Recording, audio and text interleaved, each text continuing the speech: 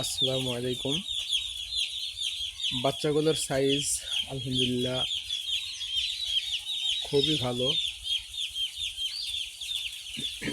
তো প্রথম দিনে আমি কোনো ওষুধ চালাই না। দ্বিতীয় দিন থেকে পিএইচ সাথে অ্যান্টিবায়োটিক কোনো একটা দেই। এক এক সময় এক একটা দেই, যখন যেটা পাই। সবগুলোই ভালো কাজ করে, কোনোটা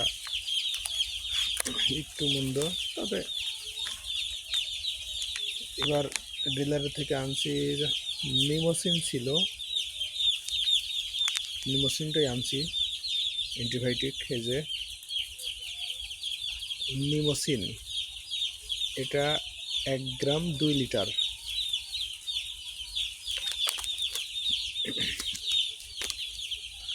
এই যে নিমোসিন ভেট 70%। এটা দিলে মূলত এই যে শীতে, যেহেতু এখন শীতের সময়, মুরগি বাচ্চার পেটে পানি হয়, অ্যামোনিয়া গ্যাস হয়, ঠান্ডার সমস্যা হয়, এগুলো থেকে পরিত্রাণ পাওয়া যায়। আর সাথে একটা হচ্ছে এই যে লোপ্রোসিডরা, এটা লিকুইড, এটা পিএইচ।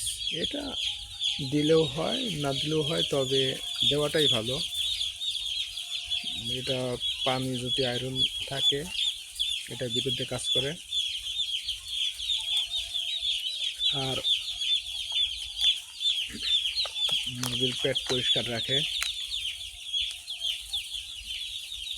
স্বাভাবিকভাবে আমি বোর্ডিংয়ে 3-4টা দিন এই ওষুধগুলো চালাই,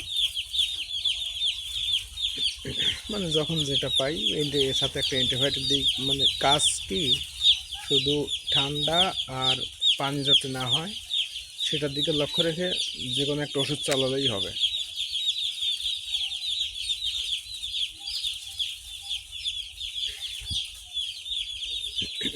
বাচ্চাগুলো কিচির মিচির শব্দ করছে আর দৌড়াদৌড়ি করছে, এতে বোঝা যায় যে বাচ্চাগুলো খুবই সুস্থ, চঞ্চনে। কিন্তু যে বাচ্চাগুলো কিচির মিচির শব্দটা কম করে, ওগুলো একটু অসুস্থ কম বলা যায়। আর যেটা কিচির মিচির শব্দটা খুব করে,